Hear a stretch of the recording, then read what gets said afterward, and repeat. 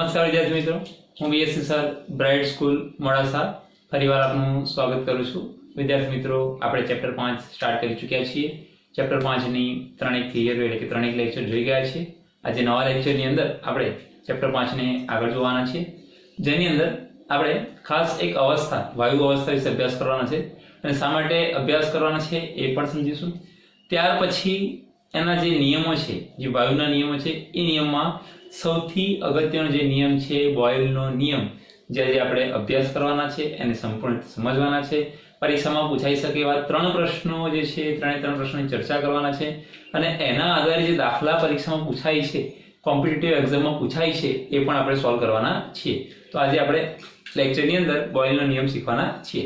પરંતુ આપણે દ્રવ્ય એટલે શું સમજી ગયા છે અને દ્રવ્યની અવસ્થાની વાત કરીએ કે દ્રવ્યની અવસ્થા જે છે એ દ્રવ્યની અવસ્થા એટલે કે ભૌતિક અવસ્થાના આધારે 3 પ્રકાર પાડી શકીએ. એક છે ઘન અવસ્થા, બીજી છે પ્રવાહી અવસ્થા અને ત્રીજી છે એ વાયુ અવસ્થા.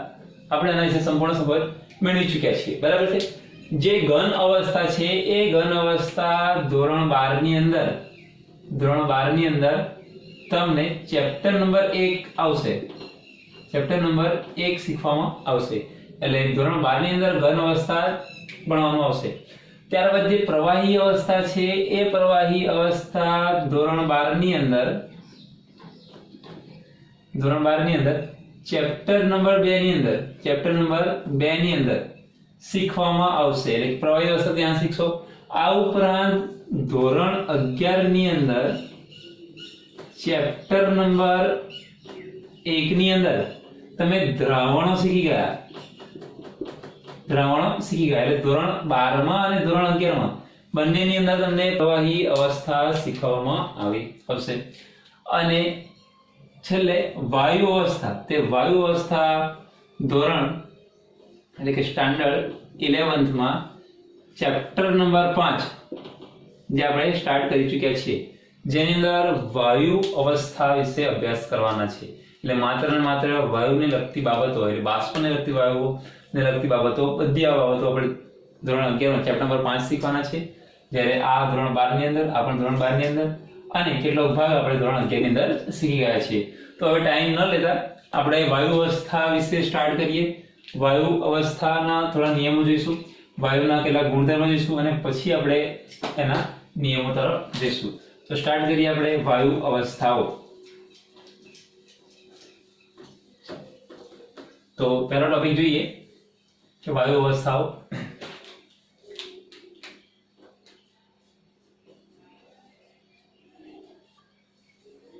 વાયુ અવસ્થા, જે વાયુ અવસ્થા જે છે એ વાયુ અવસ્થા સૌથી સરળ અવસ્થા છે. એટલે દ્રવ્યની સૌથી સરળ અવસ્થા છે. દ્રવ્યની 3 અવસ્થાની દ્રવ્યની સૌથી સરળ અવસ્થા છે. સૌથી સરળ અવસ્થા છે. ત્યારબાદ જે વાયુ અવસ્થા છે દ્રવ્યની સૌથી સરળ અવસ્થા છે. ત્યારબાદ હવામાં મિશ્રણ છે. હવાનું મિશ્રણ એ પણ વાયુ અવસ્થાનું એક ઉદાહરણ છે. વાયુની બધા ઘણા બધા વાયુ ભેગા કરેલા છે, એટલે વાયુ અવસ્થાનું હવાનું મિશ્રણ એક પણ ઉદાહરણ છે. ત્યારબાદ પૃથ્વીની સપાટી, એટલે પૃથ્વીની જે સપાટી છે એનાથી ઘણા અંતર દૂર ટ્રોપોસ્ફિયર નામનું એક આવરણ રહેલું છે. ટ્રોપોસ્ફિયર નામનું એક આવરણ રહેલું છે. એ આવરણ શું કરે છે તો જે અલ્ટ્રાવાયોલેટ કિરણો છે, એટલે યુવી કિરણો જે છે એ યુવી કિરણોને સૂર્યથી, એટલે સૂર્યમાંથી જે આપણને નુકસાનકારક કિરણો છે એ કિરણો પૃથ્વી પર આવે છે અને જે આપણને નુકસાન કરે છે તેનાથી રક્ષણ આપવાનું કાર્ય કરે છે. રક્ષણ કરવાનું કાર્ય કરે છે. કોણ કરે છે? ટ્રોપોસ્ફિયર. એટલે જે ટ્રોપોસ્ફિયર છે એ ટ્રોપોસ્ફિયર નામનું આવરણ જે પૃથ્વીની સપાટી છે, પૃથ્વીની સપાટીથી હવામાં ઘણા અંતર દૂર એ ગુરુત્વાકર્ષણ બળથી સંકળાયેલું છે પૃથ્વી સાથે. એટલે જે સૂર્યમાંથી આવતા કિરણો છે, જે આપણે નુકસાન કરે એવા કિરણો છે, એ બધાનું શોષણ કરી દે છે અને આપણને રક્ષણ કરવાનું કાર્ય પણ કરે છે. ટ્રોપોસ્ફિયર નામનું આવરણ જે છે રક્ષણ કરવાનું કાર્ય કરે છે. ત્યારબાદ આવર્ત કોષ્ટકની અંદર આવર્ત કોષ્ટકમાં 118 તત્વો પૈકી આપણને ખબર છે કેટલા તત્વો છે 118 તત્વો પૈકી એટલે કુલ તત્વો 118 છે એ 118 પૈકી માત્ર ને માત્ર 11 તત્વો વાયુ અવસ્થા ધરાવે છે. કઈ અવસ્થા ધરાવે છે? વાયુ અવસ્થા. એટલે 118 માંથી 11 તત્વો એ વાયુ અવસ્થા ધરાવે છે. તમને અહીંયા ફોટોગ્રાફ દેખાતો હશે બરાબર છે. બાજુમાં તમે ફોટોગ્રાફ જોઈ શકો છો કે કયા કયા વાયુઓ છે. અત્યારે યાદ રાખવાની જરૂર છે નહીં. જ્યારે ચેપ્ટર 3 ચાલશે ત્યારે તમને બધા વાયુઓ યાદ રહી જશે બરાબર. ચલો ત્યાર પછી આગળ ટોપિક જોઈએ છે કે વાયુ અવસ્થા જે છે, વાયુ અવસ્થા છે એ વાયુ અવસ્થાના ગુણધર્મો એટલે એની લાક્ષણિકતાઓ કઈ કઈ છે? લાક્ષણિકતાઓ કઈ કઈ છે મિત્રો તમારે લખવાનું નથી. અને નોટ્સ તમને આપણે જે પીડીએફ છે એ પીડીએફ ફાઇલ સ્વરૂપે તમને આપણી એપ્લિકેશનમાં મળી જશે. અને જો ન મળે તો આપણા જે તમે ચેનલ જોઈ રહ્યા છો એ ચેનલની અંદર નીચે તમને ત્યાં મળી જશે બરાબર છે. ચલો સબસ્ક્રિપ્શનમાં મળી જશે. તો લાક્ષણિકતાઓની વાત કરીએ તો જે વાયુ છે એ વાયુ ખૂબ જ સંકોચનીય છે. વાયુ કેવો હોય? ખૂબ જ સંકોચનીય. સંકોચનીય એટલે જેને દબાવી શકાય, જેને પ્રેશર કરી શકાય. ફુગ્ગાની અંદર હવા ભરી દો અને પછી એને પ્રેસ કરું તો પ્રેસ કરી શકાય છે. એટલે એને ગુણધર્મ છે કે એને શું કરી શકાય છે? પ્રેશર કરી શકાય છે, દબાવી શકાય છે. ત્યારબાદ બીજો ગુણધર્મ જોઈએ કે વાયુઓ બધી જ દિશામાં સમાન હોય. બધી જ દિશામાં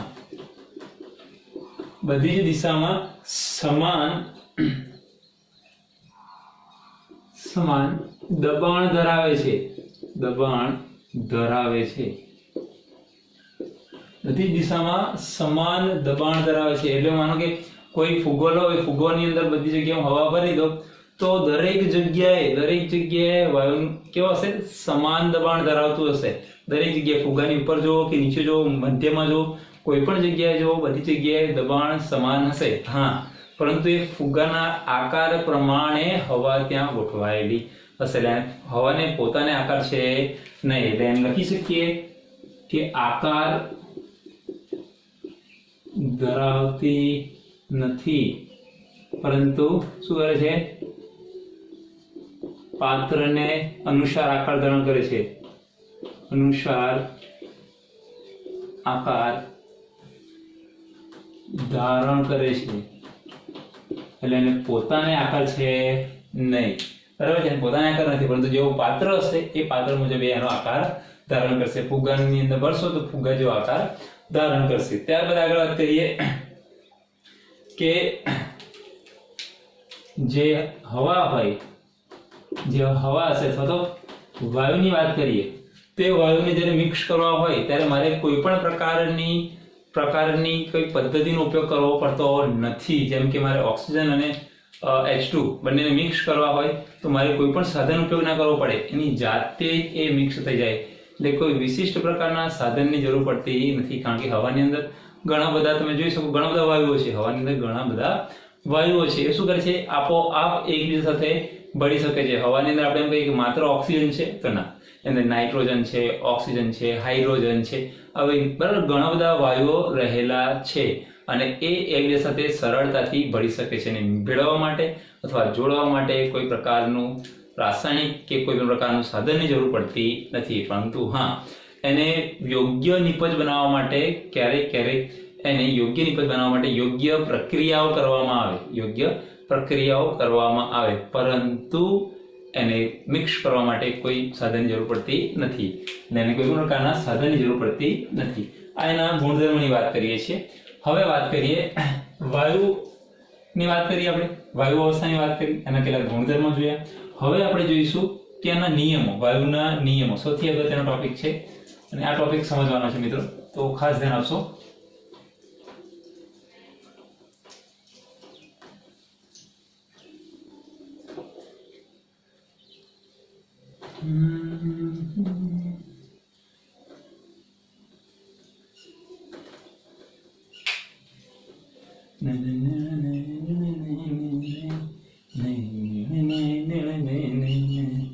हमको किसी का डर नहीं, कोई जोर जवानी पर नहीं धीरे धीरे पर कोई सुनाले कोई सुनाले। चलो મિત્રો હવે આગળ વાત કરીએ વાયુના નિયમો। વાયુના નિયમો એટલે કે વાયુ કઈ રીતે ફોલો થશે, કયા નિયમોનું પાલન કરશે, તો 4 નિયમો આપણે અભ્યાસ કરવાના છે મિત્રો, સમજો ખાસ। તો કોઈ પણ નિયમનો અભ્યાસ કરીશું એમાં કઈ કઈ બાબતનો સમાવેશ થશે ધ્યાન આપજો। તો ચાર બાબતનો સમાવેશ થશે।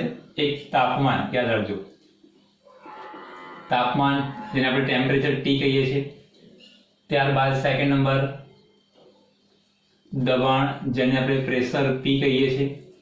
ત્યારબાદ દ્રવ્યનો જથ્થો, એટલે દ્રવ્ય નહીં કહેતા, વાયુ માટે આપણે વાત કરીએ છીએ એટલે લખીશું વાયુનો જથ્થો જેને આપણે મોલ દ્વારા દર્શાવીએ છીએ। આપણે એસઆઈ એકમ જ આપણે એકમાં શીખી ગયા કે વાયુનો જથ્થો દર્શાવવા માટે શું કરીશું, જથ્થો દર્શાવવા માટે, પદાર્થનો જથ્થો દર્શાવવા માટે મોલનો ઉપયોગ કરીએ છીએ એટલે સ્મોલ એન। અને છેલ્લે કલ, વાયુનું કલ એટલે વી, વોલ્યુમ। આ 4નો ઉપયોગ કરીશું। શું કરીશું? આ 4નો ઉપયોગ કરીશું, જેની અંદર કોઈ પણ 2 અચળ હશે અને બાકી 2નો સંબંધ જોવાનો છે। કોઈ પણ 2 અચળ હશે અને બાકી 2નો સંબંધ કરવાનો છે, એટલે કોઈ પણ નિયમની અંદર આ 4ની જ વાત કરવામાં આવી હશે, આ 4ની જ વાત કરવામાં આવશે કોઈ પણ નિયમની અંદર। અને આ 4ના આધારે કોઈ પણ 2 વસ્તુ શું કરવામાં આવશે, હાઈડ કરવામાં આવશે, એટલે કે નિશ્ચિત કરશે।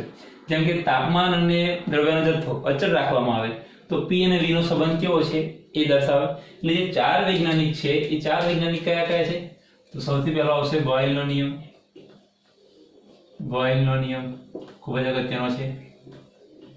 ત્યારબાદ સેકન્ડ પર આવશે ચાર્લ્સનો નિયમ। ત્યારબાદ થર્ડ નંબર આવશે ગેલ્યુસેકનો નિયમ, ગેલ્યુસેકનો નિયમ કહેશો। અને ચોથા નંબરે આવશે એવોગેડ્રોનો નિયમ,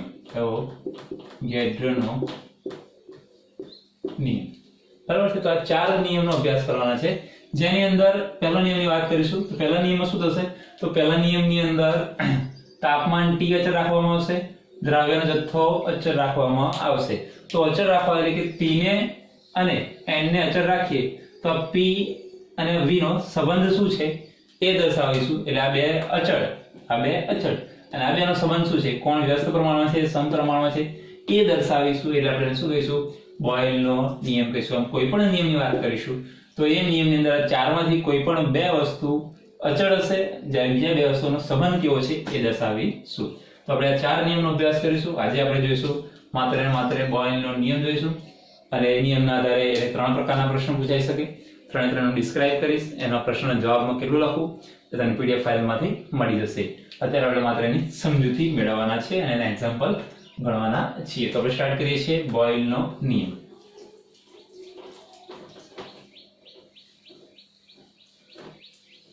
ચલો સ્ટાર્ટ કરીએ બોયલનો નિયમ। સૌથી પહેલો નિયમ છે બોયલનો નિયમ। ચલો બોયલનો નિયમ લખીએ। એની બાજુમાં લખીશું આપણે કોનો સંબંધ છે। હું શોર્ટમાં લખીશ દબાણ P અને કદ V નો સંબંધ યાદ રાખવા માટે કે અંદર કોનો સંબંધ દર્શાવીશું, તો P અને V નો સંબંધ, આટલું યાદ હોવું જોઈએ। P અને V નો સંબંધ દર્શાવીશું,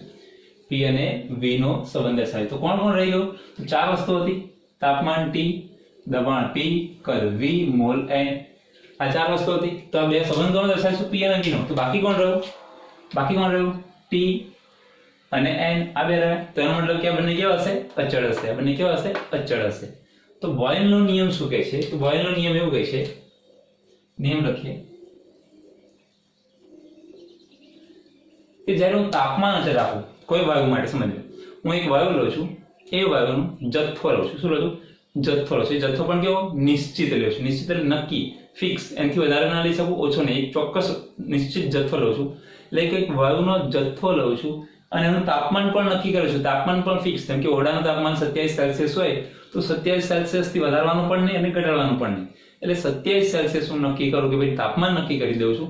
એટલે જેમ તાપમાન નિશ્ચિત કરું છું એવા વાયુનો જથ્થો પણ નિશ્ચિત કરું છું તો જે વાયુ છે સમજીએ દાખલા તરીકે હું માનો કે આ એક જથ્થો લીધો મેં અને અંદર મેં વાયુ ભરે છે સમજો અને અંદર મેં વાયુ ભરે છે તો આ વાયુ અત્યારે ઓરડાના તાપમાન છે માનો કે ઓરડો છે અને અંદર મેં વાયુ લીધેલો છે બરાબર તો આ વાયુ છે એનું તાપમાન T આ જે ઓરડો છે એનું તાપમાન T અચળ આ જથ્થો છે n પણ અચળ બરાબર છે તો જે વાયુ છે એનું તાપમાન T અચળ છે નિશ્ચિત જથ્થો છે એટલે કે એના મોલની સંખ્યા પણ નિશ્ચિત છે તો આ વાયુનું જે દબાણ હશે એની અંદર જે દબાણ હશે જેની અંદર દબાણ P હશે તો એ જે આ વાયુનું કદ હશે વાયુનું કદ એટલે V તો દબાણ P અને કદ V વચ્ચેનો સંબંધ શું હશે એ દર્શાવવાનું છે ખ્યાલ આવે છે તો બોયલ નામનો વૈજ્ઞાનિક એવું કહે છે કે જ્યારે નિશ્ચિત જથ્થાનો વાયુ છે એનું તાપમાન T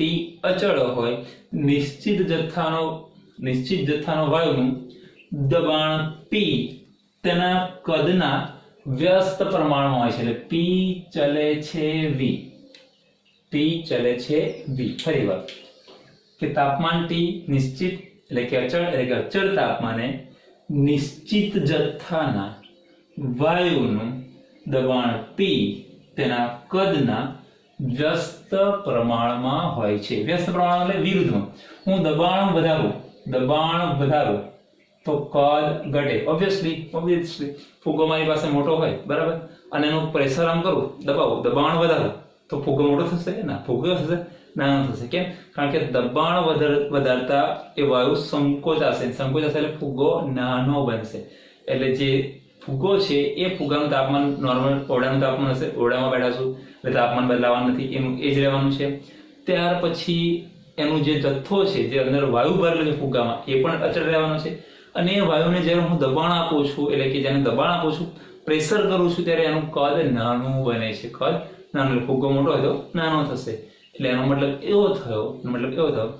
કે તાપમાન અચળ હતું એ જે ફુગ્ગાની અંદર હવા ભરી છે એ હવા પણ અચળ હતી એટલે એનો જથ્થો પણ અચળ હતો જ્યારે દબાણ વધારવામાં આવે છે ત્યારે એનું કદ નાનું બને છે તો એને શું કહીશું આપણે બોયલનો નિયમ એટલે P ચાલે છે 1/V જેને શું કહીશું આપણે બોયલનો નિયમ કહે છે તો આપણે નિયમ લખી દઈએ અહીંયા એનો નિયમ લખી દઈએ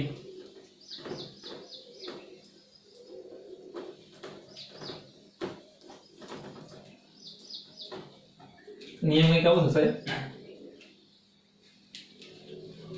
કે અચળ તાપમાને તાપમાન કેવું અચળ નિશ્ચિત જથ્થાના નિશ્ચિત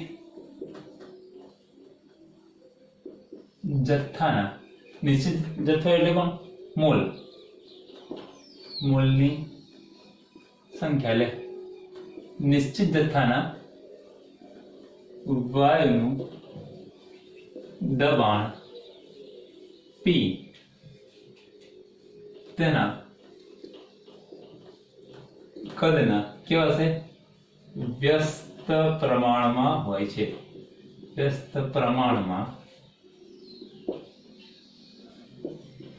છે આ વાત શેની કરી આપણે બોયલના નિયમ બોયલનો નિયમ શું કહે છે તાપમાન T અચળ રાખો છો નિશ્ચિત જથ્થો પણ અચળ રાખો છો અને એનું દબાણ વધારો તો એના કદના વ્યસ્ત પ્રમાણ એટલે કે દબાણ વધારો તો કદ ઘટે દબાણ વધારો તો કદ નાનું થાય દબાણને પ્રેસ કરો તો કદ નાનું થાય ખ્યાલ એટલે એના વ્યસ્ત પ્રમાણમાં હોય છે અને એનું ગાણિતિક સ્વરૂપ લખો આ નિયમનું ગાણિતિક સ્વરૂપ પરીક્ષામાં પૂછાશે બોયલનો નિયમ આપી તેનું ગાણિતિક સ્વરૂપ સમજાવો તેનું ગાણિતિક સ્વરૂપ કઈ રીતે લખાય ગાણિતિક એટલે સંખ્યામાં દર્શાવવાનું સંખ્યા એટલે કે એનું જે આપણે ગણતરી કરીએ છીએ એ દર્શાવવાનું છે તો કઈ રીતે દર્શાવીશું તો દબાણ P ક્યારે તાપમાન નિશ્ચિત અચળ તાપમાને નિશ્ચિત સ્થાનો એટલે દબાણ P તેના કદના વ્યસ્ત પ્રમાણમાં હોય છે અહીંયા બાજુમાં લખવું પડે આપણે કે શું લખીશું તો તાપમાન અચળ એટલે આપણે લખી દઈએ કે અચળ તાપમાન ક્યારે અચળ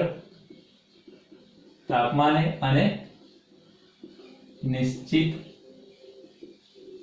જથ્થાએ એટલે અચળ તાપમાને નિશ્ચિત જથ્થાએ દબાણ P તેના કદના વ્યસ્ત પ્રમાણમાં હોય છે ચલો બરાબર હવે આગળ વાત કરીએ અને હું કહી દઉં સમીકરણ 1 નંબર આપી દઉં સમીકરણ નંબર 1 बराबर। चलो હવે આ ચલે છે નિશાની કાઢો તો શું કરવું પડે? મારે સપ્રમાણતા અચળાંક મૂકવું પડે। આ સપ્રમાણતા નિશાની કાઢો તો એનો અચળાંક મૂકવો પડે। તો એમ કે પહેલો નિયમ છે, નિયમ પહેલો છે એટલે હું શું કરીશ? બરાબર k1 મૂકીશ। k1 એટલે સપ્રમાણતા અચળાંક। આ ચલે છે નિશાની દૂર કરી તો મેં શું કર્યું? એનો અચળાંક મૂક્યો। બાકી જે છે એમ 1/v 1/v, જ્યાં k શું છે? જ્યાં k1 બરાબર શું છે? સપ્રમાણતા અચળાંક છે, સપ્રમાણતા અચળાંક છે, બરાબર। એ k1 નો આધાર કોની પર હોય? k1 નો આધાર કોની પર? તો કોની પર? તો તાપમાન T, દબાણ P, જથ્થો n, કદ v ના એકમો પર હોય। એના એકમો જે છે એ એના એકમો પર આધાર રાખે, એના એકમો પર આધાર રાખે। કોણ? જે સપ્રમાણતા અચળાંક છે એનો આધાર શાની પર છે? તાપમાન T, દબાણ P, મોલ n અને કદ v ના એકમો પર આધાર રાખે છે।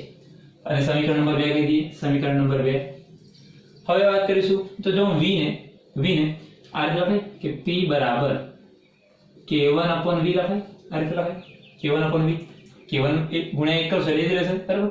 v ને અહીંયા લઈ આવો તો શું થશે? pv બરાબર k1 થાય। અને k1 એટલે શું છે? k1 કેવો છે? અચળ। શું લખીશું આપણે? k1 અચળ। તો k1 અચળ હોય તો આપણો અચળ થાય એટલે આપણે લખીશું સમીકરણ નંબર 3। સમીકરણ નંબર 3 એટલે એનો મતલબ થયો હતો કે p અને v નો આ બેનો ગુણાકાર પણ કેવો હશે? અચળ થશે। કેવો થશે? અચળ થશે। એટલે લખીએ કે ઉપરના સમીકરણ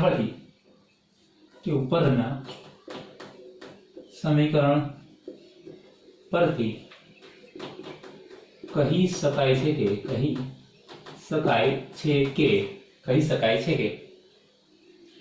શું કહી શકાય છે? કે દબાણ P અને V પણ ક્યારે?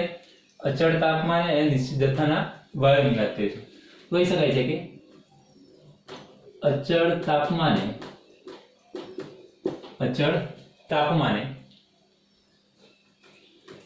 નિશ્ચિત જથ્થાના વાયુનું દબાણ P અને કદ v નો ગુણાકાર કેવો હોય છે? અચળ હોય છે। કેવો છે? અચળ હોય છે। મિત્રો આ જે સૂત્ર છે આ સૂત્ર દાખલા ગણવા માટે ઉપયોગી થશે। શું થશે? દાખલા ગણવા માટે ઉપયોગ બનશે। ફરી એકવાર સમજી લઈએ કે તમે એક ફુગ્ગો લો છો, એ ફુગ્ગાની અંદર ચોક્કસ દળ ધરાવતું એટલે કે ચોક્કસ જથ્થાનો વાયુ ભરી લો છો। એ વાયુની અંદર તાપમાન નિશ્ચિત, એનો દળ જે જથ્થો છે એ પણ નિશ્ચિત, તો જેનું દબાણ હશે એ દબાણ એના કદના વ્યસ્ત પ્રમાણમાં હશે। એટલે જેમ જેમ તમે એને પ્રેસ કરશો એમ એનું કદ નાનું થતું જશે। ગાણિતિક સ્વરૂપે લખીએ તો p ચલે છે 1/v લખો। ક્યારે? જ્યારે તાપમાન અને જથ્થો બંને અચળ છે ત્યારે। એટલે p ચલે છે 1/v કહેવાય। ચલે છે નિશાની કાઢીએ તો k1 અચળાંક મૂકવો પડે। k1 એટલે સપ્રમાણતા અચળાંક। આ k1 નો આધાર કોની પર છે? તો તાપમાન, દબાણ, જથ્થો અને v આના એકમો પર આધાર રાખે છે। ત્યારબાદ p બરાબર શું લખાય? તો k1/v લખી શકીએ આપણે। v ને લઈ આવો તો p v = k1। k1 તો કેવો છે? અચળ છે, સપ્રમાણતા અચળાંક એટલે અચળ છે। એટલે k1 અચળાંક હોય તો p અને v નો ગુણાકાર પણ કેવો કહેવાય? અચળાંક કહેવાય। એટલે કહી શકીએ કે અચળ તાપમાને અને નિશ્ચિત જથ્થાના દબાણ p અને v નો ગુણાકાર પણ કેવો હોય છે? અચળ હોય છે। આપણે સિમ્પલ માહિતી મેળવી। હવે આગળ સમજીએ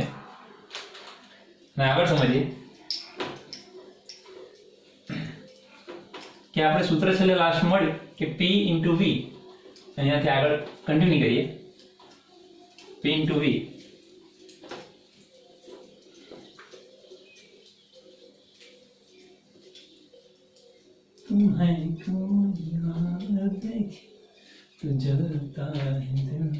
એટલે છેલ્લે સૂત્ર આપણને એવું મળ્યું, સમીકરણ 3 એવું મળ્યું કે સમીકરણ 3 બરાબર p * v બરાબર k1 બરાબર અચળ। બરાબર આપણને આવું મળ્યું। હવે શું કરીશું? તો હવે આગળનો સ્ટેપ જોઈએ, સમજો આગળના સ્ટેપની અંદર કે આગળના સ્ટેપની અંદર શું કરીશું? તો એમ કરો કે હવે નિયત તાપમાન એટલે નિશ્ચિત, નિયત એટલે નિશ્ચિત, નિયત તાપમાન એટલે કે નિશ્ચિત તાપમાને નિશ્ચિત જથ્થાના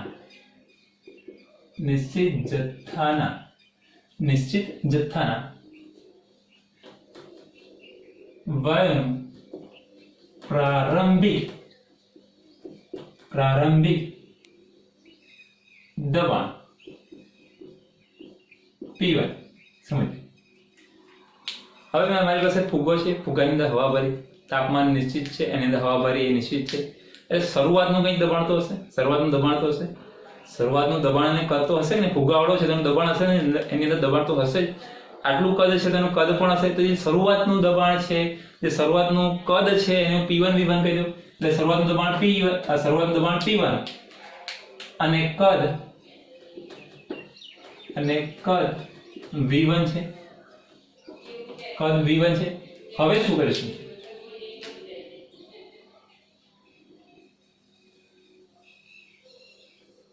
શરૂઆતનું દબાણ કેટલું છે? P1 અને કદ કેટલું છે? V1. એટલે શરૂઆતની અંદર જે હવા ભરી ફુગ્ગાની અંદર ત્યારે દબાણ P1 અને V1 હતું. હવે એનો પ્રેસ કરું, એનો દબાવું છું, ત્યારે એનું દબાણ બદલાશે. P1 ની જગ્યાએ કેટલું થઈ ગયું? P2 થઈ ગયું. કદ V1 તો એની જગ્યાએ કદ V2 થશે. એટલે પ્રારંભિક દબાણ P1 અને V1 છે. હવે શું કરીએ છીએ? તો હવે ફુગ્ગાને તેનું દબાણ કેટલું થશે? એટલે તેનું દબાણ નહીં, હવે તેનું અંતિમ દબાણ એટલે પ્રેશર કરીએ પછી અંતિમ દબાણ કેટલું થશે? છેલ્લે P2 થશે અને કદ કેટલું થશે? V2 થશે. બરાબર. એટલે શરૂઆતમાં કેટલું હતું? P1, કદ કેટલું હતું? V1. હવે કેટલું થઈ ગયું? એને પ્રેશર કર્યા પછી P2 અને કદ V2 થઈ ગયું. તો બોયલનો નિયમ શું છે? બોયલના નિયમ અનુસાર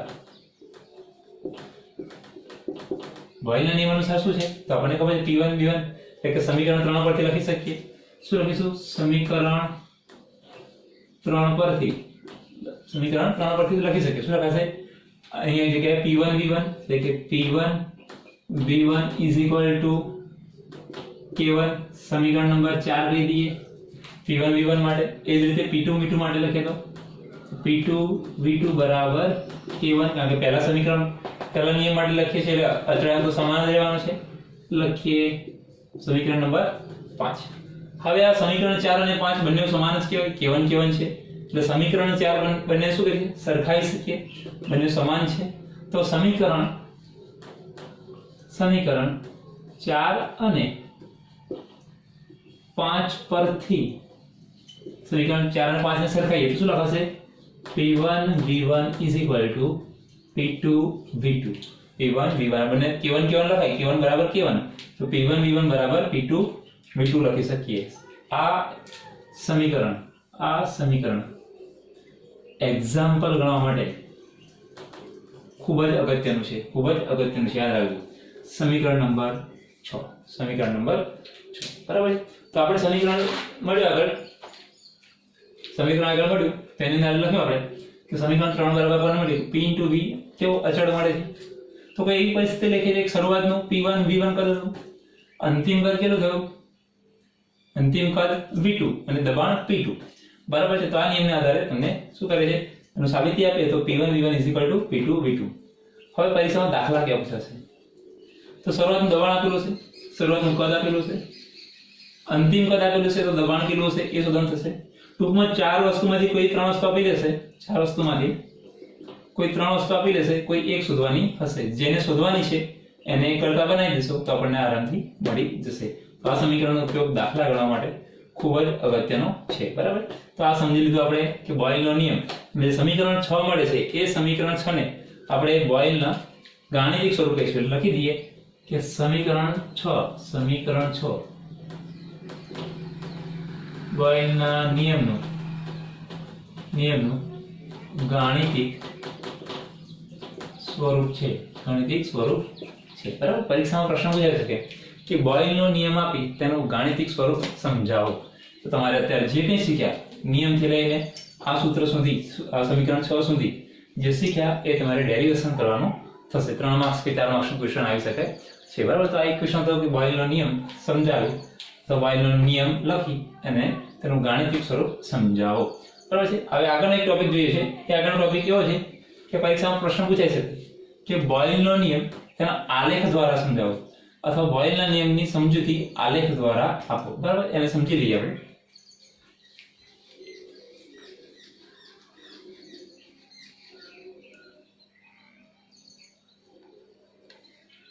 ચલો મિત્રો, હવે તમે બોર્ડ ઉપર જોઈ રહ્યા છો કે બે આલેખ દર્શાવે છે જેને પરીક્ષામાં પ્રશ્ન પૂછાઈ શકે તમને કે બોયલના નિયમની આલેખ દ્વારા સમજૂતી આપો. પરીક્ષામાં પ્રશ્ન પૂછાઈ શકે ત્યારે તમારે બે આલેખ દોરવાના અને એને સમજૂતી આપવાની છે. શું સમજવાનું છે સમજી લઈએ. તમે બંને આલેખ પર ફોકસ ન કરતા માત્ર આલેખ નંબર 1 માં ફોકસ કરો. એને બહુ શાંતિથી ધીમેથી સમજવાના છે. અને તમારે એક નિયમ યાદ રાખવાનો છે જે બોયલનો નિયમ છે. નિયમ શું છે? P ચલે છે V. P ચલે છે 1/V. એટલે P ના વ્યસ્ત પ્રમાણમાં છે એમ થયો. P ના વ્યસ્ત પ્રમાણમાં છે એટલે મતલબ એવો થયો કે P વધે તો V ઘટે.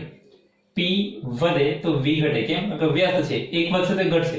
સમપ્રમાણમાં હોય તો શું? એક વધે તો એક વધે, બીજું ઘટે તો બીજું ઘટે. પરંતુ વ્યસ્ત પ્રમાણમાં એટલે શું? જો એક ઘટશે તો એક વધશે. જો V વધે તો P ઘટે, જો P વધે તો V ઘટે. ખ્યાલ આવે છે? વ્યસ્ત પ્રમાણમાં લઈશું હવે. તો આ નિયમ આપણને ખબર છે. એ નિયમનો ઉપયોગ અહીંયા આલેખ દ્વારા સમજાવવાનો છે. તો આલેખ દ્વારા કેવી રીતે સમજાવીશું? તો હું એક આલેખ દોરું છું. એ આલેખની અંદર ઉપરની બાજુએ દબાણ P દર્શાવું છું, નીચેની બાજુ કદ V દર્શાવું છું. કદ V દર્શાવું છું. અહીંયા 0 છે, અહીંયા 0 છે. હવે સમજો, 0 છે એટલે હું ઉપરની બાજુએ જઉં. અહીંયા 0 છે એટલે અહીંયા ઉપરની બાજુ જાઉં તો વધશે, ઉપરની બાજુ તો વધશે. જેમ કે લઈ લે 1 2 3 4 5 6 7 8 એમ વધશે ને. બરાબર. 10 20 30 40 50 એમ પણ વધશે. 10મા ધોરણમાં આલેખ દોરતા શીખી ગયા છો. અહીંયા 0 છે, અહીંયા કદ આ સાઈડ જઈએ તો વધે છે એટલે અહીંયા 1 2 લખીએ. બરાબર. 1 2 લખીએ. 1 2 3 4 5 6 7 8 એમ વધતું જશે. બરાબર. આ ખાલી રેન્ડમ સમજવા માટે લખું છું. પરીક્ષામાં તમારે આ લખવાની જરૂર છે નહીં. પરીક્ષામાં તો તમારે ખાલી આલેખ દોરવાનો, એની પર અંકન કરવાનું નથી. હવે શું થશે? તો નિયમ છે કે જો P ચલે છે V, પણ ક્યારે P ચલે છે V? અચળ શું હશે? તાપમાન T અને N આ બંને કેવા હશે? અચળ હશે. નિયમ પ્રમાણે વાત કરીએ તો અચળ છે. એટલે નિયત તાપમાને અચળ જથ્થો હોય એટલે કે નિશ્ચિત જથ્થો હોય તેનું દબાણ P એના કદના વ્યસ્ત પ્રમાણમાં છે. એટલે દબાણ જો વધે તો કદ ઘટે, દબાણ વધે તો કદ ઘટે. એવું શીખી ગયા. તો જો દબાણો ધીમે ધીમે જતો, જો સમજો, બંને સમજો. નીચેથી ઉપર જાઓ, અહીંથી સ્ટાર્ટ કરો. માનો કે અહીંથી સ્ટાર્ટ કરો, અહીંથી સ્ટાર્ટ કરો તો અત્યારે દબાણ કેટલું છે? 1. જેમ જેમ ઉપર જાવ દબાણ 2 3 4 5 6 7 8 9 10.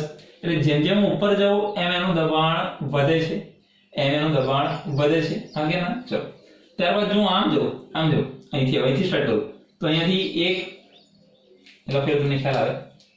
1 2 3 4 5 6 7 8. બરાબર. ચલો તો અહીંયા જો આમ જો તો પહેલા 1 હતું કદ, આમ ગયા તો 2, આમ ગયા તો 3, આમ ગયા તો 4, આમ ગયા તો 5 6 7. એટલે આ સાઈડ જોશો તો કદ વધે છે. હવે મારે બંને સાથે જોવાનું છે, P અને V. તો જો P વધે તો આ ઘટવું જોઈએ, P વધે તો ઘટવું જોઈએ. ચલો હું આમ પાછો આવું. સમજો, કદ પહેલા ઘટવું અને સામે દબાણ જોઈશ. ચલો પહેલા અહીંથી સ્ટાર્ટ કરીએ. કદ 8 છે, કદ 8 છે. તાપમાન T બદલાવા નથી. 200 કેલ્વિન 200 ને 200 રહેવાનું છે. છેક લગી બદલાવાનું નથી. હવે સમજો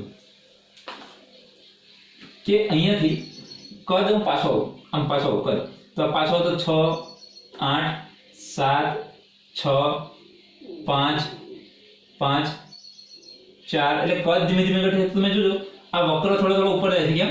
તો પહેલા અહીંયા હશે વક્રની સીધમાં તો અહીંયા 1 છે. હવે ધીમે ધીમે જોજો અહીંયા 4 તો અહીંયા 1.3 ની આસપાસ થશે.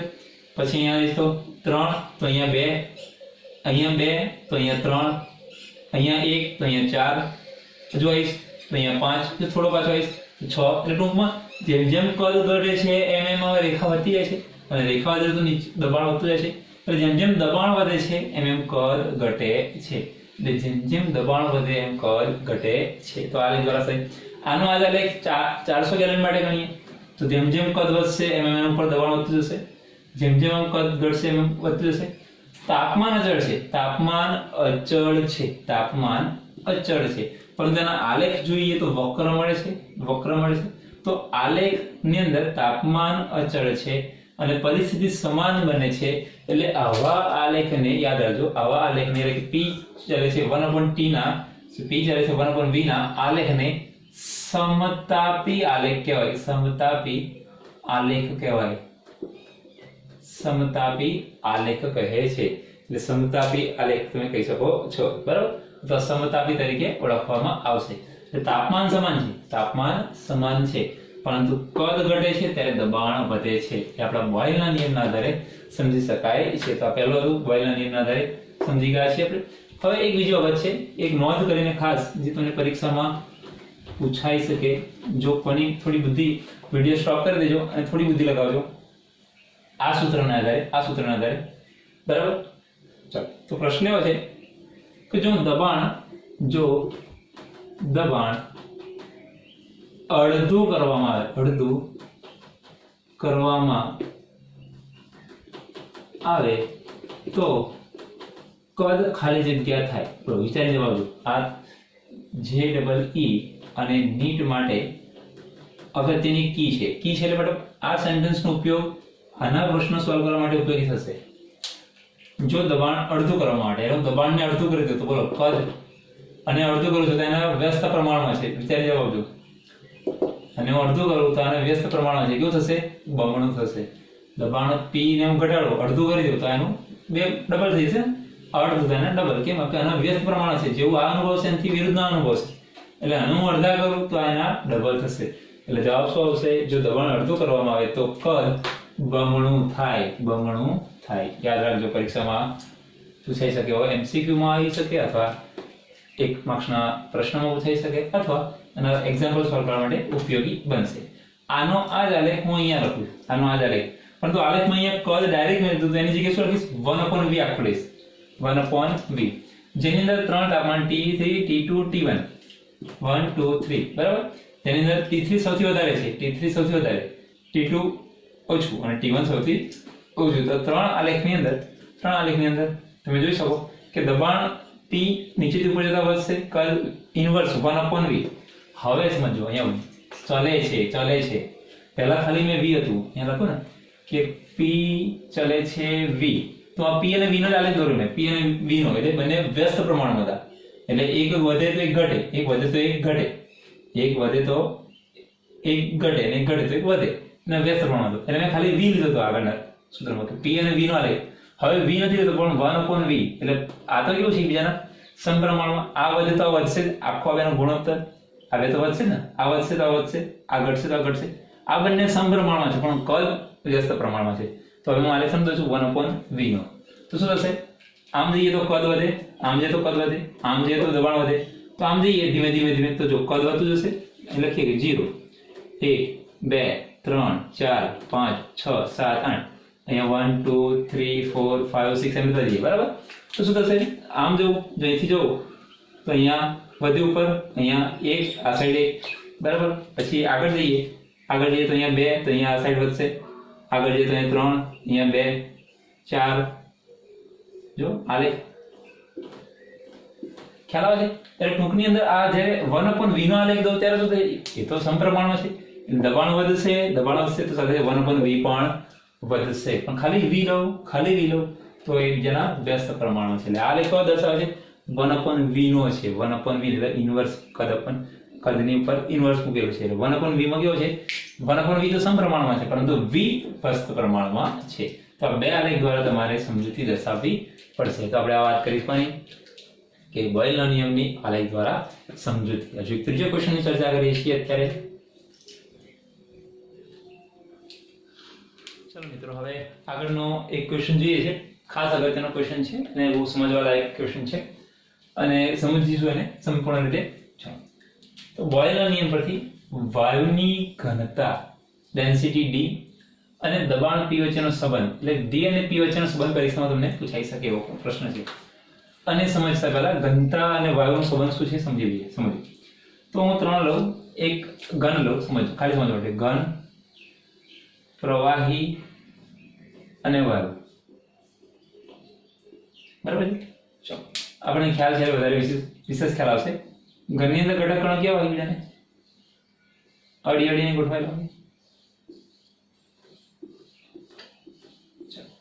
પ્રવાહીની અંદર અણુઓ કેવા ગોઠવાયેલા હોય? થોડા છૂટા છૂટા. અને વાયુની અંદર કેવા ગોઠવાયેલા હોય? અતિશય છૂટા, બરાબર? આ રીતે અતિશય છૂટા ગોઠવાયેલા હોય. આપણને ખ્યાલ છે. ઘનતાની વાત કરીએ, ઘનતા, ડેન્સિટી, ઘનતા, ડેન્સિટી. તો ડેન્સિટી કોની અંદર વધારે હશે? ડેન્સિટી એટલે જાડેપણું, કે ટૂંકમાં શોર્ટમાં સમજ જાડેપણું. દાખલા તરીકે હું ઓઇલ લઉં, બરાબર, તો એ કેટલું ઘટ છે, ઘટ કહીએ ને, ઘટ સમજી શકો તમે, ઘટ એટલે, બરાબર, તો કેટલું ઘટ છે. દિવેલ લો તો કેટલું ઘટ છે, પાણી લો તો કેટલું ઘટ છે, એની ઘનતા કહી શકીએ, કેટલું થિકનેસ વાળું છે, કેટલું જાડું છે, એમ કહી શકીએ. તો ઘનતા 3 માંથી વધારે કોની? ઘનની વધારે હોય, મને થિકનેસ કહી શકો, મજબૂત છે ને એકદમ. પ્રવાહી થોડું ઓછું મજબૂત હોય, હવા તો ઓછી મજબૂત હોય. એટલે ઘનતા શું કરશે? તો ઘનની અંદર ઘનતા સૌથી વધારે હોય. કેમ? કારણ કે ઘટકણો નજીક નજીક ગોઠવાયેલા છે, એટલે મજબૂત વધારે હશે. પ્રવાહીની અંદર થોડું ઓછું હશે, થોડું ઓછી ઘનતા હશે, કારણ કે ઘટકણો દૂર દૂર ગોઠવાયેલા છે. અને સૌથી ઓછી ઘનતા ક્યાં હશે? સૌથી ઓછી ઘનતા ક્યાં હશે? વાયુમાં, કારણ કે એના ઘટકણો કેવા છે? દૂર દૂર ગોઠવાયેલા છે. એટલે એના ઘટકણો જેટલા દૂર દૂર ગોઠવાયેલા, સમજો, એટલે ઘટકણો દૂર દૂર ગોઠવાયેલા એટલે ઘનતા ઓછી હોય છે, એમ કહી શકીએ છીએ, બરાબર? તો હું અહીંયાથી હું ઘન અને પ્રવાહી નીકાળી દઉં. મારે માત્ર વાયુની વાત કરવાની છે, એટલે હું માત્ર વાયુ રાખીશ. ચાલો, તો હું વાયુની વાત કરું ભાઈ. તો આ વાયુની અંદર ઘનતા સૌથી ઓછી છે, ઘન, પ્રવાહીની, વાયુની અંદર. હવે વાયુની અંદર હું અહીંયા લઉં, એક ફુગ્ગો લઉં છું. આ ફુગ્ગાની અંદર સમજો કે અણુઓ છૂટા છૂટા ગોઠવાયેલા છે. અણુઓ છૂટા છૂટા, એટલે વાયુના અણુઓ કેવા છે? છૂટા છૂટા ગોઠવાયેલા છે, છૂટા છૂટા ગોઠવાયેલા છે, બરાબર? ત્યારે એની ઘનતા કેવી હશે? માની લો કે d1, કોઈ રેન્ડમલી હશે, કોઈ સંખ્યા હશે d1, બરાબર, ઘનતા હશે. હવે હું શું કરીશ? તો હું જ્યારે ફુગ્ગાને દબાઈશ, ત્યારે શું થશે? બધા અણુઓ ક્યાં થશે? ભેગા થશે. બધા અણુઓ ભેગા થશે. અણુઓ એકબીજાની નજીક આવે છે. યાદ કરો, ઘન પ્રવાહીની અંદર અણુઓ જેમ જેમ નજીક આવે એમ ઘનતા વધે, કારણ કે વાયુ કરતા પ્રવાહીની ઘનતા વધારે છે. કેમ? કારણ કે અણુઓ નજીક હોય છે. એના કરતા ઘનની ઘનતા વધારે. કેમ? અણુઓ એકદમ વધારે નજીક હોય છે. હવે જ્યારે હું પ્રેશર કરીશ, સમજો, જ્યારે હું પ્રેશર કરું છું, એટલે કે દબાણો વધારું છું, જ્યારે હું દબાણો વધારું છું, ત્યારે અણુઓ એકબીજાની નજીક આવે છે. અને અણુઓ જેટલા એકબીજાની નજીક આવશે એટલી એની ઘનતા પણ વધે. ખબર છે કે અણુ નજીક આવશે તો શું થશે? એના ઘટકણો નજીક આવશે તો શું થશે? ઘનતા વધશે. એટલે દબાણ વધે તો ઘનતા પણ વધે. એટલે એમ કહી શકીએ કે ડેન્સિટી ડી કોની પર ડિપેન્ડ કરે છે? પ્રેશર ઉપર. જેટલું પ્રેશર વધારશો, જેટલા અણુઓ એકબીજા નજીક લાવશો, એટલી એની ઘનતા વધે. એટલે એનો મતલબ એવું થયું કે દબાણ જેટલું દબાણ વધારે એની ઘનતા વધારે, બરાબર છે? અને જેટલી ઘનતા વધારે થશે એટલું એનું દબાણ પણ વધારે થશે. એક સિમ્પલ ઉદાહરણ લઈએ કે જમીન ઉપર હવાનું દબાણ ઓછું છે, એટલે આપણે આરામથી શ્વાસ લઈ લઈએ. પણ માનો કે હવા એકદમ જાડી હોય, એકદમ ઘનતા વધારે હોય, થિકનેસ વાળી હોય, તો શ્વાસ લઈશું તો લઈ શકાશે ના, કારણ કે એની ઘનતા વધારે છે, ડેન્સિટી વધારે છે, દબાણ વધારે છે, દબાણ વધશે તો ઘનતા વધશે. એટલે પૃથ્વી પર દબાણ 1 બાર છે. કેટલું છે? પૃથ્વી પર 1 બાર દબાણ છે, બરાબર? એટલે જ્યારે દબાણની વાત કરું છું ત્યારે જો દબાણ એનું ઓછું હશે તો ઘનતા ઓછી હશે. અને ઓછી ઘનતા વાળી શ્વાસ લેવો સરળ થશે, કારણ કે જેટલી થિકનેસ ઓછી હશે એટલું સરળ. દાખલા તરીકે વાત કરું કે પાણી પીવું હોય, તો પાણી સરળતાથી પી શકાય, કારણ કે એની ઘનતા ઓછી છે. પરંતુ ઘટ્ટ પ્રવાહી હોય, એકદમ ઘટ્ટ હોય, જેમ કે મધ, તો મધને પી શકાય ને? જલ્દી પીવાશે નહીં, કારણ કે એની ઘનતા વધારે છે. એવી જ રીતે વાયુની વાત કરું તો જેની ઘનતા ઓછી હશે એને સરળતાથી પી શકાશે, એટલે મતલબ સરળતાથી શ્વાસમાં લઈ શકાશે. પરંતુ પહાડ ઉપર જો, માઉન્ટ એવરેસ્ટ પર જો, ત્યાંની ઘનતા વધારે હોય છે, ત્યાં વાયુઓ વધારે ઘટ હોય છે. એટલે શું કરવું પડશે? તો જાતે ઓક્સિજનના બોટલ જાતે લઈ જવા પડશે. કેમ? કારણ કે ત્યાંની જે ઘનતા છે, જે માઉન્ટ એવરેસ્ટ પર છે, એની ઘનતા એટલે ત્યાંના વાયુની ઘનતા ખૂબ વધારે હોવાથી શ્વાસ લેવામાં તકલીફ પડે છે. શું પડે છે? શ્વાસ લેવામાં તકલીફ પડે છે. એટલે પોતાનો ઓક્સિજન બોટલ ત્યાં લઈને જવો પડે છે. તો એક વ્યવહારિક ઉદાહરણ છે કે માઉન્ટ એવરેસ્ટ પર શા માટે શ્વાસ લેવામાં તકલીફ પડે? કેમ? કારણ કે માઉન્ટ એવરેસ્ટ પર પૃથ્વી કરતા ત્યાં ઘનતા વાયુની ઘનતા વધારે હોય છે, એટલે ત્યાં વધારે ઘનતા વધારે હોવાથી એને શ્વાસ લેવો મુશ્કેલ પડે છે ને એ ત્યાં ઘનતા કેમ વધારે છે? કારણ કે ત્યાં દબાણ વધારે છે. ખ્યાલ છે? તો આ એક સિમ્પલ ઉદાહરણ થયું. ત્યાર પછી બીજી વાત કરીએ કે વિમાનની અંદર કરીએ. વિમાનની અંદર તો વિમાનની અંદર જઈએ છીએ બરાબર, તો ત્યાં પણ તમે વાત કરશો તો વિમાનની અંદરથી ત્યાં વાત કરીએ કે કોઈ કારણસર તૂટે છે બરાબર, કોઈ કારણસર વિમાન બ્લાસ્ટ થાય છે તો શું કરે છે? ત્યાં શું થાય છે? કારણ કે ત્યાં બ્લાસ્ટ થાય છે બધા નીચે કૂદી જાય છે. પરંતુ વિમાનમાં જ્યારે બેઠેલા હોય છે, જ્યારે વિમાનમાં બેઠેલા હોય છે ત્યાં પણ શું હોય છે? બહારનું વાતાવરણનું ઘનતા વધારે હોય છે. બહારના વાતાવરણ ઘનતા વધારે હોવાથી ત્યાં પણ વિમાનની અંદર ઓક્સિજનના બોટલ રાખેલા હોય છે. કારણ કે હવાની અંદર જેમ જેમ પૃથ્વીની સપાટીથી ઉપર જઈશું એમ એમ દબાણ વધતું જશે, અને દબાણ વધશે તેમ હવાની ઘનતા વધતી જશે, એટલે શ્વાસ લેવામાં તકલીફ પડે. એટલે પૃથ્વીની સપાટીથી જેમ જેમ ઉપર જઈએ છીએ એમ શ્વાસ લેવામાં તકલીફ પડે છે. આ એક સિમ્પલ ઉદાહરણ ગણું છું. હવે આ એક સિમ્પલ સમજૂતી મેળવી છે, અને આપણે હવે પરીક્ષામાં જે કંઈ બોલ્યો એ બધું લખવાનું છે, પરંતુ એને આપણે વૈજ્ઞાનિક ભાષામાં, શાબ્દિક ભાષામાં લખવાનો પ્રયત્ન કરીએ. બરાબર, ચાલો તો સમજી લઈએ કે વાયુઓ કેવા છે? ખૂબ જ સંકોચનીય છે. વાયુઓ કેવા છે? ખૂબ જ સંકોચનીય છે. એટલે જેમ જેમ તેને સંકોચન કરીશું, જેમ જેમ દબાણ વધારીશું તેમ તેમ તેની ઘનતા વધશે. બરાબર છે? એટલે અહીં લખીએ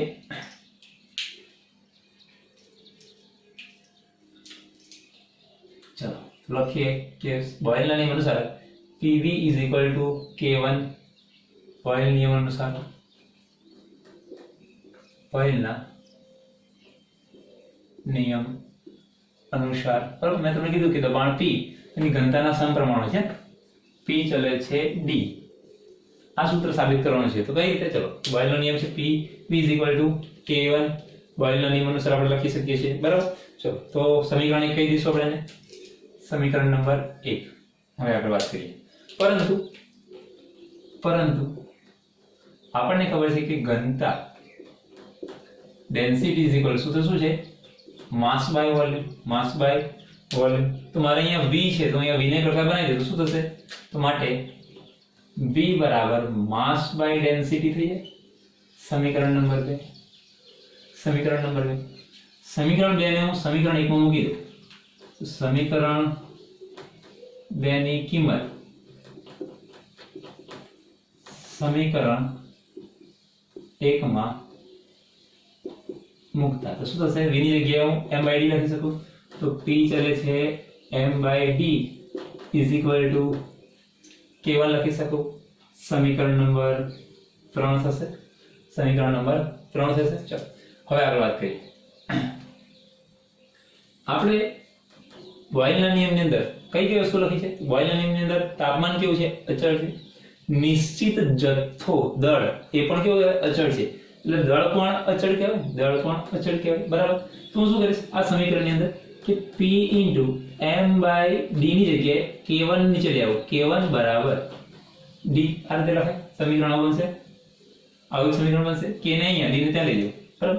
k1 કેવો છે? અચળ છે. હવે નિશ્ચિત જથ્થો પણ બોયલરની વ્યાખ્યા લખીએ તો નિયત તાપમાને નિશ્ચિત જથ્થા, એટલે દળ પણ કેવું છે? અચળ છે. એટલે દળ પણ અચળ અને k1 પણ અચળ. એટલે એમ કહી છે કે m/k1 બંને કેવા છે? અચળ છે. કારણ કે શા માટે? તો કે નિશ્ચિત જથ્થો હોવાથી. નિશ્ચિત જથ્થો હોવાથી તો આ બંને અચળ છે. તો શું લખી છે એની જગ્યાએ k' લખી દઉં. k' m અને k' ની જગ્યાએ બંને અચળ છે તો એક અચળ નવો મળશે આપણે. શું છે? k'. તો સમીકરણ શું બનશે? તો સમીકરણ 4 કહી દઈએ ને. તો સમીકરણ 4 શું બનશે? લખીએ કે સમીકરણ 4 બરાબર શું બનશે? તો p * k' બરાબર d. આવું થશે. p * k' બરાબર d બરાબર. ચાલો તો હું અહીં વ્યવસ્થિત લખું તો d બરાબર લખીએ વ્યવસ્થિત બને કે d બરાબર k' * p લખીએ. k' * p. k તો શું છે? સપ્રમાણતા અચળાંક છે. હું અહીંયાથી અચળાંક હટાવી દઉં તો માટે d ચલે છે p. d ચલે છે p. d ચલે છે p અથવા તો p ચલે છે d. એટલે બંને એકબીજાના સમપ્રમાણમાં હોય છે. આથી કહી શકીએ કે સમીકરણ નંબર કેવું છે? 5. સમીકરણ નંબર 5 પરથી કહી શકાય કે નિશ્ચિત તાપમાને તાપમાને અને નિશ્ચિત જથ્થાના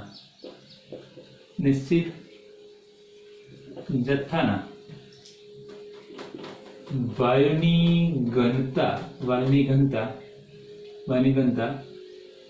તેના દબાણના સમપ્રમાણમાં હોય છે. એટલે તમે સાબિત કરી ચૂક્યા છો કે ડી ચલે છે બી. બરાબર છે. ચલો હવે જે આ સમીકરણ છે, આ સમીકરણ પરથી હું અહીંયા એક પરિસ્થિતિ બનાવું કે શરૂઆતનું ડેન્સિટી 1 છે, શરૂઆતનું દબાણ 1, પછી ડેન્સિટી 2 કરું તો અહીંયા ડેન્સિટી દબાણ કેટલું થશે? P2 થઈ જશે, જેમ આગળ કર્યું તેમ. તો શું થશે? અહીંયા બે સૂત્રો બનાવું કે D1 is equal to K dash into P1 એક સમીકરણ થશે. બીજું શું થશે? D2 બરાબર K dash into P2 થશે. બરાબર છે. તો અહીંયા એક સિમ્પલ સૂત્ર બનાવી દઈએ બંનેની જગ્યાએ કે આને આપણે ફેરવી દઈએ. મને ઇઝીલી ખ્યાલ આવે કે આ સૂત્ર નામ ફેરવી દો કે D upon P બરાબર K dash. બરાબર. તો આ સમીકરણ પરથી નહીં, આ સમીકરણ પરથી બનાવેલું મને ઈઝી રહેશે. ચલો તો શું થશે? તો શું કરીશું? D1 upon P1 બરાબર K dash સમીકરણ એક આવું થશે. બીજું સમીકરણ શું થશે? તો D2 upon P2 બરાબર K dash. આ પણ K dash બંને સમાન, તો બંને શું લખી શકીશું? તો D1 upon P1 is equal to D2 upon P2 બરાબર K dash. તો આ સમીકરણનો ઉપયોગ એક્ઝામ્પલ ગણવા માટે ઉપયોગી થશે. યાદ રાખજો, આ સમીકરણનો ઉપયોગ એક્ઝામ્પલ ગણવા માટે થશે. ક્યારે? જ્યારે શરૂઆતની ડેન્સિટી અને દબાણ આપેલું છે, કોઈ પણ વસ્તુ શોધવાની થાય ત્યારે આ સૂત્રનો ઉપયોગ કરીને શોધવાનો થશે. તો આ તમે શરૂઆતથી માંડી બોયલનો નિયમ સંપૂર્ણ રીતે સમજી ગયા, એનું ગાણિતિક સ્વરૂપ સમજી ગયા, ત્યાર પછી એના આલેખ દ્વારા સમજૂતી મેળવી અને પછી ડેન્સિટી અને P એટલે કે ડેન્સિટી અને દબાણ વચ્ચેનો સંબંધ પણ મેળવ્યો. હવે આપણે એના એક્ઝામ્પલ જોવાના છીએ.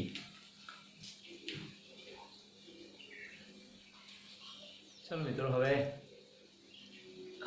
બે એક્ઝામ્પલ જોઈએ છે. એક છે કોયડા નંબર 5.1 એટલે આપણે તમે ઉદાહરણ નંબર પણ કહી શકો. ઉદાહરણ પર તમે કહી શકો પુસ્તકમાં કોયડા નંબર આપેલો છે, આપણે કોયડા નંબર લખીશું, અથવા ઉદાહરણ નંબર 1 કહો તો પણ ચાલે. બરાબર. એની સાથે આપણે લેવા દેવા નથી, એક્ઝામ્પલ સમજવાનો છે, પછી વાત કરવાનો છે. ચલો પહેલા એક્ઝામ્પલ હું વાંચી લઉં, પછી એને સમજાવું કે કઈ રીતે સોલ્વ કરવાનો છે. એક ફુગ્ગામાં હાઇડ્રોજન વાયુ એટલે એક ફુગ્ગો લઈએ છીએ, એમાં શું કરીએ છીએ? હાઇડ્રોજન ભરીએ છીએ.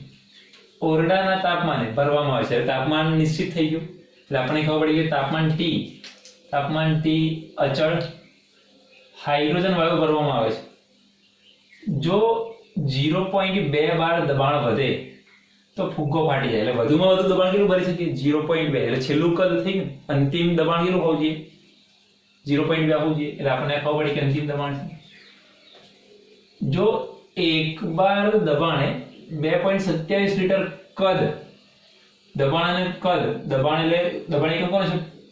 બાર દબાણ એકમ છે અને કદ એટલે દબાણ આપેલું છે અને કદ આપેલું છે. તો આ બેનો સંબંધ કોણ દર્શાવે છે? બોયલનો નિયમ. એટલે આપણે ખ્યાલ આવી જાય કે બેનો સંબંધ કોણ છે? બોયલનો નિયમ છે. અને તાપમાન T અચળ આપેલું છે, ઓરડાનું તાપમાન કેટલું છે?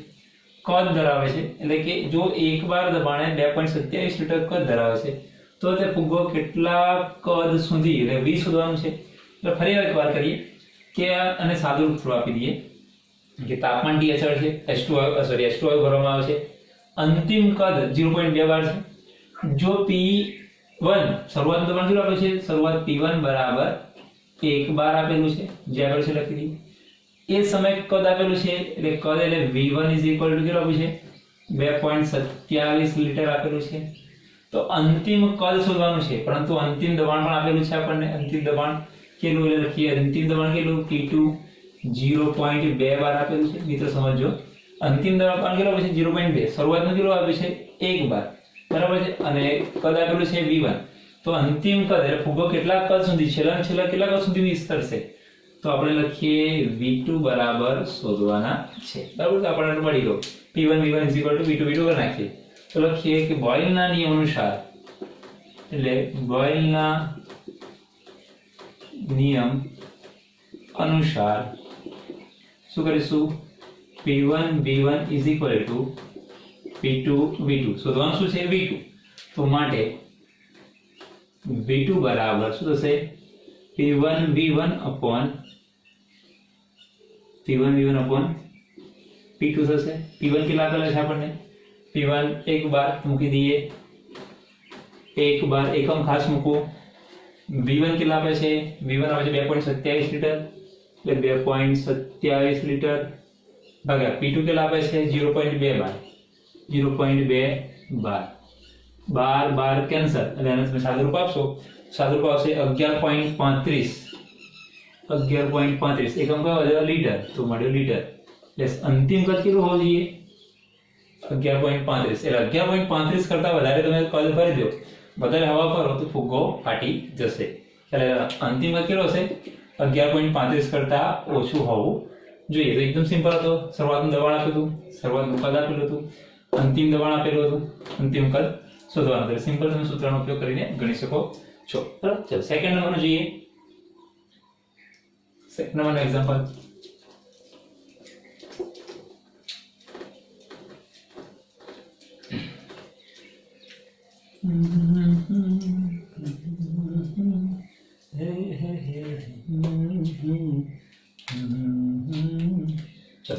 જોઈએ એક્સ્ટ્રા એક્ઝામ્પલ છે કે સમુદ્રની સપાટી પર અજ્ઞાત વાયુની ઘનતા 1.5 મિલીગ્રામ પર લીટર આપેલી છે. તો માઉન્ટ આબુ ઉપર 0.5 દબાણે અજ્ઞાત વાયુની ઘનતા કેટલી થશે? એટલે તમને ઘનતા આપેલી છે, એકની ડેન્સિટી આપેલી છે, ડેન્સિટી D1 આપેલી છે. માઉન્ટ આબુ ઉપર દબાણ આપેલું છે. એટલે પહેલા પૃથ્વી પર સમુદ્રની સપાટી પર પહેલા માપી છે, અને પછી પહેલા કેમ આપીએ છે? પૃથ્વીની સપાટી પર માપીએ છે, અને પછી માઉન્ટ આબુ ઉપર જઈને માપીએ છે. એટલે માઉન્ટ આબુ ની દબાણ આપેલું છે, એટલે અહીંયા લખીએ P2 આપેલું છે આપણને. માઉન્ટ આબુનું દબાણ P2 આપેલું છે. તો આપણી પાસે D1 છે, અજ્ઞાત વાયુની ઘનતા શોધવાની છે, એટલે D2 શોધવાના છે. D1 છે, P2 છે, D2 શોધવાના છે. એટલે આપણી પાસે બીજી માહિતી નથી.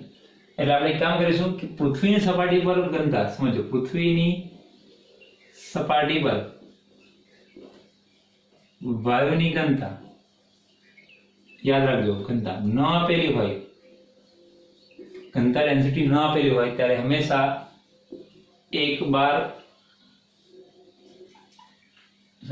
ઘનતા આપેલી છે ને, દબાણ ઘનતા નહીં, સોરી, વાયુનું દબાણ જ્યારે પૃથ્વીનું દબાણ વાત કરવામાં આવે ત્યારે હંમેશા કેટલું લેવાનું છે? 1 બાર દબાણ લેવાનું. યાદ રાખજો. જ્યારે દબાણ ન આપેલું હોય ત્યારે કેટલું લેવાનું? હંમેશા પૃથ્વી પર 1 બાર દબાણ લેવાનું. એટલે D1 આપેલો છે, દબાણ P1 આપેલો છે, P2 આપ્યું છે, D2 શોધવાના છે. તો થઈ ગયું સિમ્પલ. તો એ લખી દઈએ શરૂઆતની અંદર કે D1 કેટલા આપેલા છે? 1.5 મિલીગ્રામ પર લીટર આપેલું છે. ત્યારબાદ P1 આપેલું છે, 1 બાર આપેલું છે. ત્યારબાદ P2 આપેલા છે, કેટલા આપેલા છે? 0.5 બાર આપેલા છે, અને શોધવાના છે D2. બરોબર. તો સૂત્ર ઉપયોગ કરીશું. ઘનતા દબાણનું સૂત્ર કયું હતું? ખ્યાલ હશે. નીચે આવે છે P હતું ને, તો D1 by P1 હતું. બરાબર. તો સૂત્ર મૂકી દઈશું આપણે કે D1 upon P1 is equal to D2 upon P2. સૂત્રનું શું છે? D2. તો માટે D2 બરાબર D1 into P2 ભાગ્યા P1. કિંમત મૂકી દઈએ. D1 ની કિંમત કેટલી છે? 1.5 મિલીગ્રામ પર લીટર ગુણ્યા P2 કેટલા છે? 0.5 બાર ભાગ્યા P1 1 બાર. 12 કેન્સલ, એટલે જવાબ તમને મળશે. તો જવાબ કેટલો મળે છે તમને? 0.75 મળશે. એટલે 0.75 એકમ વધ્યો મિલીગ્રામ પર લીટર આપણને આ મળી ગઈ ડેન્સિટી. ફરી માઉન્ટ આબુ ઉપર કેટલી ડેન્સિટી હશે? 0.75 મિલીગ્રામ પર લીટર. તો આ સિમ્પલ એક એક્ઝામ્પલ છે શરૂઆતનું અંતિમનું. તમને એ ખ્યાલ આવી જાય કે શરૂઆતનું કયું છે અને અંતિમનું કયું છે, એટલે તમે એક્ઝેક્ટલી જવાબ આવડી જશે. પરંતુ નક્કી કરતા આવડવું જોઈએ કે D1 કોણ છે અને D2 કોણ છે. પૃથ્વીની સપાટી પર પહેલા માપવામાં આવે છે અને પછી માઉન્ટ આબુ પર માપવામાં આવે છે. સ્વાધ્યાયના બે દાખલા જોઈએ. પહેલો દાખલો છે સ્વાધ્યાયનો 5.1 અને બીજો છે સ્વાધ્યાયનો 5.2. એકદમ ઈઝી દાખલા છે, સમજી લઈએ અને એને સોલ્વ આઉટ કરી લઈએ. એક દાખલો આપેલો છે, એમાં 500 ડેસીમીટર ક્યુબ હવાનું એક બાર દબાણે સંકોચન કરીને, એટલે કદ આપેલું છે કેટલું 500 ડેસીમીટર ક્યુબ એક કદ આપેલું છે અને એ સમયનું દબાણ કેટલું છે 1 બાર છે. પછી એને સંકોચન એટલે ભેગું કરીને 500 માંથી 200 ડેસીમીટર ક્યુબ કરી દઈએ છીએ અને તાપમાન તો અચળ જ છે, તો દબાણ કેટલું હોવું જોઈએ. એટલે પહેલું કદ આપેલું છે, દબાણ આપેલું છે, કદ આપેલું છે, દબાણ શોધવાનું છે. એટલે શરૂઆતનું વાત કરીએ કે શરૂઆતનું કદ V1 કેટલું આપેલું છે 500 ડેસીમીટર ક્યુબ આપેલું છે પહેલું. એ સમયનું દબાણ P1 કેટલું આપેલું છે 1 બાર આપેલું છે. ત્યારબાદ અંતિમ કદ V2 કેટલું આપ્યું છે 200 ડેસીમીટર ક્યુબ આપેલું છે. બરાબર, તાપમાનની કઈ જરૂર છે નહીં, અચળ જ છે. તો અંતિમ કદ P2 શોધવાનું છે. એકદમ ઈઝી દાખલો છે તમારી માટે. બરાબર, સૂત્ર શું છે બોયલના નિયમ અનુસાર લખીએ કે બોયલના નિયમ અનુસાર શું લખીશું P1 V1 is equal to P2 V2. શોધવાનું શું છે P2 માટે P2 બરાબર P1 V1 upon V2. P1 કેટલા છે 1 બાર કે 1 બાર ગુણ્યા V1 કેટલા છે 500 ડેસીમીટર ક્યુબ ભાગ્યા V2 કેટલું છે V2 છે 200 ડેસીમીટર ક્યુબ એટલે 200 ડેસીમીટર ક્યુબ. ડેસીમીટર કેન્સલ, બરાબર છે. 500 એકા 500 ભાગ્યા 200 એટલે 2.33 ની સમથિંગ થશે. બરાબર, જવાબ પછી 2.5 એટલે કેટલું કરીશું તો 2.5 જવાબ થશે તમને. એટલે 0.005 ભાગ્યા 2 એટલે 2.5 એટલે 2.5 એકમ વધ્યો 12 એટલે આગળ થઈ ગયું મળી ગયું તમને P2. તો અંતિમ દબાણ કેટલું હશે 2.5 બાર હશે. બરાબર, ઈઝી એકદમ છે, અમે કંઈ વધારે એક્સ્ટ્રીમ છે નહીં. બરાબર, એટલે એના દાખલા આ પ્રકારના પૂછાતા હોય છે. બીજા અધર મટીરિયલ્સમાંથી તમને જેટલા મળે છે એ શોધવા પ્રયત્ન કરવો. તમને હોમવર્કની અંદર બીજા કેટલાક આપીશ, પરંતુ મોટાભાગના સોલ્યુશન અહીં થઈ જશે. એટલે હોમવર્કમાં એક્ઝામ્પલ સોલ્વ થઈ જશે, કારણ કે ઉદાહરણ પણ અહીંયા કરાવું છું, સ્વાધ્યાયના પણ કરાવું છું, એટલે કોયડા પણ કરાવું છું, સ્વાધ્યાયના કરાવું છું, એક્સ્ટ્રા એક્ઝામ્પલ અહીંયા કરાવું છું. એટલે હોમવર્કમાં કંઈ બસતો નથી, પરંતુ હોમવર્કની અંદર બીજા કેટલાક શોધી લઈશું આપણે અને મૂકી દઈશું. બરાબર, ચાલો સ્વાધ્યાયનો 5.2 કે 120 ml ની ક્ષમતા ધરાવતું એક પાત્ર, અને અંદર વધારે કેટલું ભરાઈ શકશે 120 ml ભરાઈ શકશે ધરાવતું એક પાત્ર જેનું તાપમાન 35 સેલ્સિયસ છે અને દબાણ 1.2 બાર છે. બરાબર, હવે આ વાયુને બીજા એક પાત્રમાં મૂકવામાં આવે. શરૂઆતનું કેટલું હતું 120, અહીંથી ક્યાં ગયું 180. એટલે આપણે લખીએ કે શરૂઆતનું કદ કેટલું 120 ml બરાબર મિલીલીટર છે. એ સમયનું દબાણ P1 1.2 બાર છે. આ વાયુને પાછો ક્યાં ટ્રાન્સફર કર્યો આપણે 180 ml માં. એટલે V2 બરાબર 180 ml માં ટ્રાન્સફર કરીએ છીએ તો એ જ દબાણ એટલે 35 સેલ્સિયસ તાપમાને એ નક્કી છે. તો તેનું દબાણ કેટલું હશે એટલે શોધવાનું શું થયું P2. બરાબર, સિમ્પલ છે એકદમ. તો શું કરીશું આપણે કે બોયલના નિયમ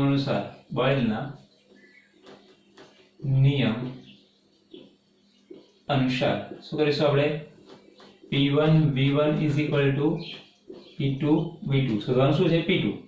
તો માટે P2 બરાબર P1 V1 upon V2. કિંમત મૂકી દઈએ. P1 કેટલા છે 1.2 બાર ગુણ્યા V1 છે 120 ml 120 છે 180 નહીં કરી દેતા 120 છે. ચલો ભાગ્યા V2 કેટલા છે 180 ml કેન્સલ. સાદુરૂપ આપી દેશો તો ડાયરેક્ટ જવાબ લખી દેશો. ચેક કરી લેજો કે 0.8 બાર આવશે. 0.8 બાર જવાબ આવશે. તો તમને અંતિમ દબાણ કેટલું હશે 0.8 બાર. તો મિત્રો અહીંયા બધા પ્રકારના એક્ઝામ્પલ પૂર્ણ કરીએ છીએ. ડેન્સિટી વાળો પણ એક્ઝામ્પલ થઈ ગયો, બોયલના નિયમના આધારે પણ એક્ઝામ્પલ થઈ ગયો. એટલે આજે આપણે બોયલનો નિયમ સમજ્યા, એનું ગાણિતિક સ્વરૂપ મેળવ્યું, ત્યારબાદ આલેખ દ્વારા સમજૂતી મેળવી, ત્યારબાદ ડેન્સિટી અને દબાણનો સંબંધ મેળવ્યો અને ત્યારબાદ એના એક્ઝામ્પલ જોયા. કેટલાક મિત્રોને એવું કહ્યું છે કે સર જે તમે લેક્ચર બનાવો છો એ લેક્ચર થોડા ઓછા મિનિટના રાખો અથવા થોડો લેક્ચરનો ટાઈમ થોડો ઓછો કરી દો. પરંતુ મિત્રો લેક્ચરનો ટાઈમ એટલા માટે ઓછો નથી કરતો કારણ કે એક ટોપિક હોય છે એને પૂર્ણ કરવા માટે હું લેક્ચર સંપૂર્ણ રાખું છું. એટલે આજે હું દાખલા તરીકે જો એક ટોપિક શીખવાડું પછી આવતીકાલે દાખલા શીખવાડીશ તો ખ્યાલ ના આવે, પરંતુ આજે જો જે ટોપિક શીખવાડે છે એના જ દાખલા મેં અત્યારે તમને શીખવાડે છે તમને ઇઝીથી અને આરામથી સમજમાં આવી શકે. એટલા માટે હું લેક્ચર થોડો મોટો રાખું છું અને 30 મિનિટ કે 35 મિનિટમાં કંઈ શીખી શકાશે નહીં. એટલા માટે હું લેક્ચર 1.5 કલાક અથવા તો 1 કલાક 1.25 કલાકનો રાખું છું. બરાબર, તો એ માટે થોડો ક્ષમા પણ કરજો અને તમે વિશેષ ધ્યાન આપો એવી આશા પણ રાખું છું. તો આજનો લેક્ચર અહીંયામાં પૂર્ણ કરીએ છીએ.